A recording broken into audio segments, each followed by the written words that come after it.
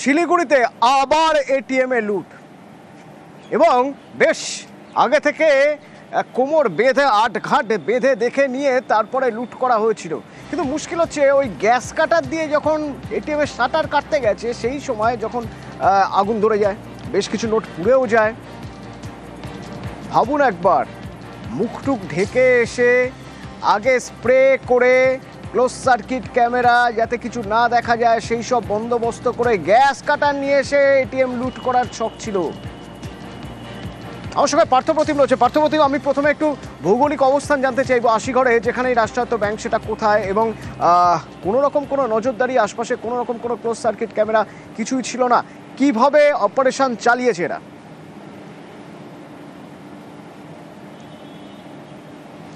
একেবারে দেখো, তোমাকে জানিয়ে রাখি, একেবারে শিলিগুড়ি শহর সংলগ্ন আশিগড় মোড়, যেখানে আশিগড় পুলিশ ফাঁড়ি, তার থেকে ঠিক 500 মিটার দূরে যে একদম রাস্তার ধারেই কিন্তু এই রাষ্ট্রায়ত্ত ব্যাংকের এটিএম। সেই রাস্তাতে সারা রাত ধরে গাড়ি চলে, পণ্যবাহী গাড়ির থেকে যাত্রীবাহী ছোটো গাড়ি, বড় গাড়ি, সব গাড়ি কিন্তু সারা রাত ধরে চলে।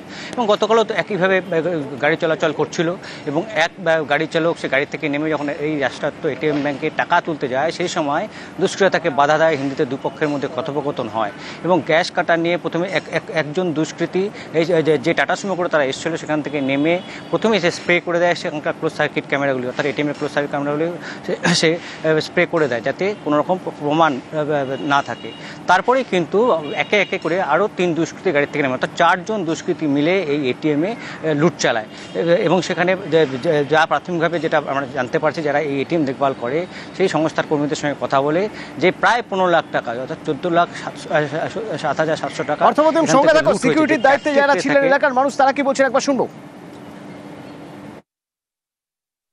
এই 4টা নাগাদ আমি খবর পেয়েছি কি ওইখানে রবারি অ্যাটেম্প্ট হয়েছে। যে ল্যান্ডলর্ড আছেন উনাকে ফোন করে বলে দিলাম শাটারটা ডাউন করে তালা মারিয়ে দেন একটা। মিনিমাম 14 লাখ টাকা ছিল, 14 লাখ টাকা। আমাকে ওটা চেক করতে হবে, কেন কি সিআরএ আসবে। ওই একটা ক্যাসেট ওইখানে আমি দেখছি কি ওইখানে পড়ে আছে, ওই একটা ক্যাসেট আমরা বাইর করব, তারপরে দেখতে পারবো ওইখানে কত টাকা আছে নাই ইয়া পড়েছে। হ্যাঁ, একটা ক্যাসেট পুড়ে গেছে, একটা ক্যাসেট ওইখানে আছে, বাকি দুটো ক্যাসেট মানে 1 নাম্বার আর 4 নাম্বার ক্যাসেটটা নিয়ে গেছে। হ্যাঁ, মেশিন টোটালি চলে গেছে পুরো, মানে এটিএম এর যত মানে রেনোভেট টোটালি নতুন করে আমার করতে হবে ওটা। সিসিটিভি আমি মানে 3টা 15 অবধি আমি পেয়েছি, 3টা 15 থেকে আর পাইনি। কালো হয়ে গেছে। একজনই আগে ঢুকেছে, ও স্প্রে করে দিয়েছে। হ্যাঁ, মুখে পুরোটাই বাঁধা, মানে মাথা অবধি বাঁধা, খালি চোখটা খোলা ছিল। 3টা 17-তেও ঢুকেছে। এতে কিছু ইন্ডিকেটিভ গাড়ির সম্বন্ধে একটু আইডিয়া পেয়েছি আমরা, ওটা দেখা হচ্ছে। বিভিন্ন থানাকে বলা হয়েছে, পার্শ্ববর্তী থানাগুলোতে আমরা তদন্ত করে খতিয়ে দেখছি ব্যাপারটা কি হয়েছে। স্টেট ব্যাংকের রয়েছে সিসিটিভি ফুটেজ কিছু পাওয়া গেল সাহেব, সংগ্রহ করার চেষ্টা করছি। তাই এক ড্রাইভারের সঙ্গে দেখে ওদের ঝগড়া হচ্ছে, হিন্দি ভাষায় কথা হচ্ছে। তখন আমি বেরোয়নি, তখন আর কি একটা ধোঁয়ার গন্ধ হচ্ছে। ধোঁয়ার গন্ধ হওয়ার পরে বাড়ির মিসেসকে বললাম, বাইরে ধোঁয়া হচ্ছে, দেখো তো, ওঠো তো। উঠে গেটটা খুলে দেখে দাও দাও করে আগুন জ্বলছে। আর ওই পারে পুলিশ দাঁড়িয়ে আছে। পুলিশ যথারীতি এরা পালিয়ে গেছে। পুলিশ হই করে হাত দিয়েছে। এরা যখন আওয়াজ দিয়েছে তখন ওরা অলরেডি পালিয়ে গেছে। এখানে ছিল গাড়ি, ছিল একটা হোয়াইট রঙের ছিল, আপনার টাটা সুমো ছিল, ওই গাড়িটা নিয়ে পালিয়ে গেছে। সুরক্ষিত নেই এখানে কিছু। ড্রাইভারের সঙ্গে ঝগড়া হচ্ছে, এটিএমের ঢোকা নেই আর কি। ড্রাইভার ঢুকতে যাচ্ছে, যত ওরা হয়তো ঢুকে আছে ভিতরে, আমি ভিতর থেকে শুনতে পাচ্ছি কথা হলো ঝগড়াটা আর কি। ওরা হিন্দি ভাষায় কথা বলছিল। এরা ধোঁয়া বাড়াচ্ছে পর্যন্ত, ধোঁয়া মানে বেশ আগুন। 1 ঘন্টা পরে মানে পুলিশ আসছে, হয়তো 2:30 থেকে 3টার মধ্যে অপারেশন শেষ। এই লুট করার পর থেকে ঘটনা আরও ইন্টারেস্টিং জায়গায় মোড় নেয়। শুনলেন সাদা রঙের টাটা সুমো, তো সে সাদা রঙের টাটা সুমো নিয়ে যখন পালাচ্ছে পিছনে পুলিশ চেস করা শুরু করে। তারপরে কি হলো পার্থপ্রতিম, তারপর কি হলো?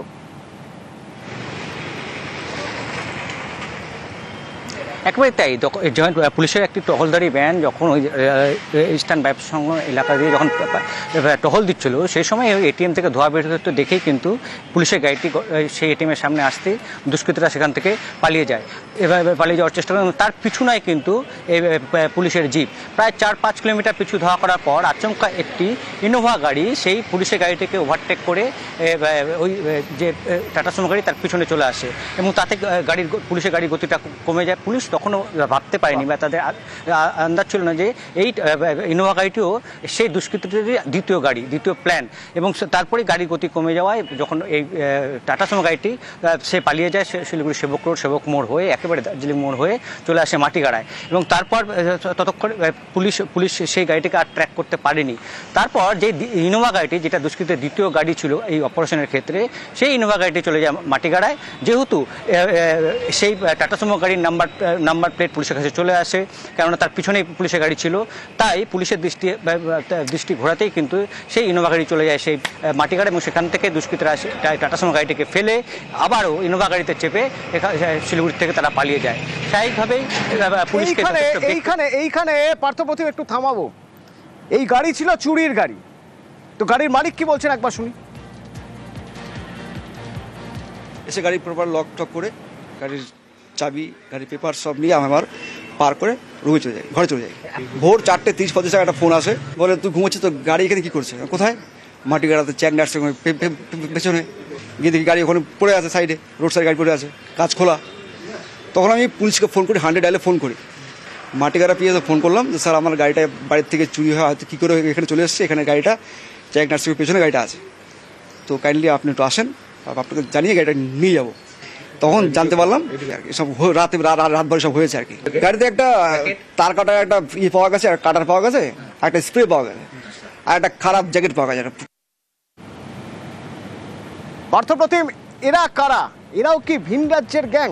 কারণ আমার মনে আছে, দর্শকরা মনে আছে নিশ্চয়ই, যে 18ই জুন এর আগে শিলিগুড়িতে এটিএমে এইভাবে লুট হয়েছিল এবং এক ছাত্রী, তিনি রাতে পড়ছিলেন, তিনি মোবাইলে তুলে রেখেছিলেন সেই লুট হওয়ার সময়ের ভিজুয়াল, তার বাড়ির ঠিক পাশেই যেহেতু, তো সে সময় ভিন রাজ্যের কানেকশন পাওয়া গিয়েছিল। এই যারা গাড়ি চুরি করে এটিএম লুট করতে গিয়েছিল, এরা কারা? কোনো হদিশ মিলছে? এখনও পর্যন্ত পুলিশের যে অপারেশনের যা কৌশল, তা দেখে কিন্তু পুলিশের প্রাথমিক যেটা অনুমান যে ভিন রাজ্যেরই গ্যাং ছিল। কারণ আমরা জানি যে এর আগে ময়নাগুড়ি, তারপর শিলিগুড়ি, চম্পাশাড়ি পরপর এটিএম লুটের ঘটনার পর আবারও মাসখানেকের ব্যবধানেই কিন্তু এই আশিগড়ে এটিএম লুট, যা কৌশল তা কিন্তু ভিন রাজ্যের গ্যাং ছাড়া সম্ভব নয়। এবং বেশ রেকি করেই তাদের এই অপারেশন তারা করে। 4 জন দুষ্কৃতী ছিল, ডিসিপি শিলিগুড়ি পুলিশের ডিসিপি যেটা জানাচ্ছেন, 4 জন দুষ্কৃতী ছিল। একজন দুষ্কৃতী প্রথমে গাড়ি থেকে নেন, বাকি দুষ্কৃতী পরে নামে। এবং স্বাভাবিকভাবে ফিল্মি কায়দায় যেভাবে এবং বেশ কয়েকদিন ধরেই কিন্তু রেকি করছিল, কারণ যেই চুরি করা গাড়িটি যেখান থেকে তারা চুরি করে, সেখানে কিন্তু আরও 3 থেকে 4টি গাড়ি ছিল এবং প্রতিদিন ওখানে গাড়ি তারা পার্ক করে রাখে। এবং গতকাল যে টাটা সুমো গাড়িটি চুরি করে, সেই গাড়িটিও কিন্তু গ্যাংটকে ভাড়া কেটে রাতে 9টার সময় সেখানে পার্ক করে গাড়ির মালিক তার বাড়িতে যায় এবং ভোরে জানতে পারে যে তার গাড়ি নেই। স্বাভাবিকভাবেই যে এটা যে ভিন রাজ্যের গ্যাং তা পুলিশ এক প্রকার নিশ্চিত, কিন্তু যেহেতু এখনো এটাও একটা ছক।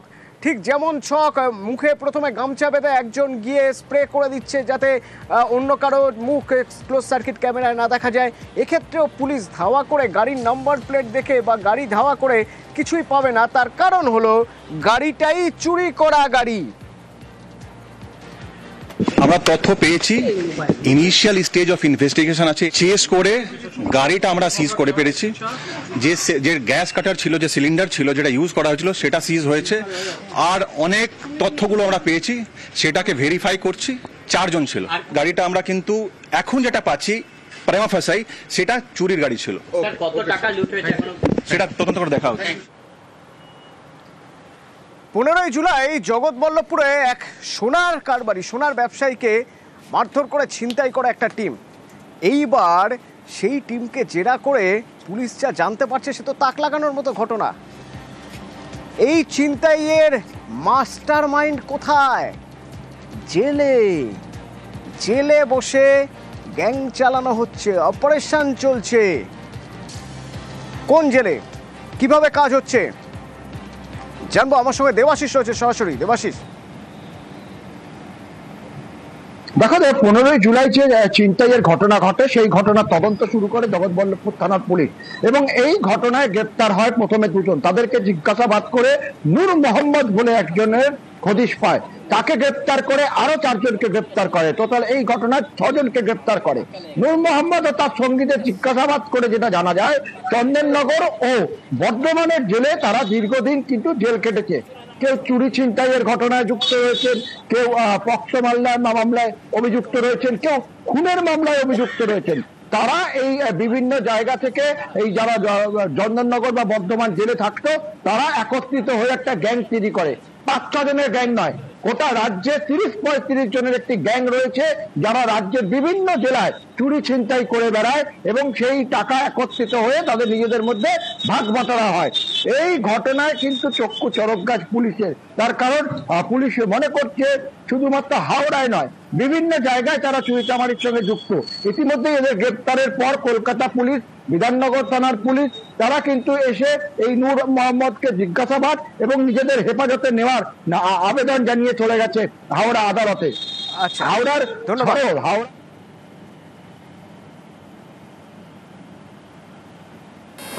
আমরা এই দোকান বন্ধ করে যাচ্ছিল, যাকে ছিনতাই করেছিলাম তা পেছন দিক দিয়ে আমাদেরই একটা ছেলে সিগন্যাল দিয়ে চলে গেছে। আমরা 3 জন ওখানে দাঁড়িয়ে ছিলাম। এবার তাদের মধ্যে 3 জনের মধ্যে একজনের হাতে একটা ডান্ডা মেরে ব্যাগটা ছিনিয়ে নিয়ে গাড়িতে উঠে পড়েছিলাম। যে ছেলেটা পাইলে গেছে সেই প্ল্যানটা করেছিল যে ব্যাগটা নিয়ে গাড়িতে খালি উঠে পড়তে, এইভাবে প্ল্যান করেছিল। হ্যাঁ স্যার, আমরা জেল কেটেছিলাম। আমাদের প্ল্যান ডাকাতি আর্মস কেসে জেলে গিয়েছিলাম। ওই জেলেতেই আমাদের সাথে পরিচয়। সবার প্রথম আমি প্রশাসনকে অনেক অনেক অন্তর থেকে ধন্যবাদ জানাবো, এত সুন্দরভাবে ওনারা কাজ করছেন। আজকে যে ঘটনাটা হয়েছে আপনারা বলুন যে আমি তো মারা যেতাম, আমি ওদের কি ক্ষতি করেছি ওদেরকে জিজ্ঞাসা করুন। ওই যে কোদালের বাট, ওরা তো নিজেরা স্বীকার করছে কোদালের বাট দিয়ে মেরেছে। না এখনো আমি সবকিছু পাইনি, স্যারেরা সব করছে। হ্যাঁ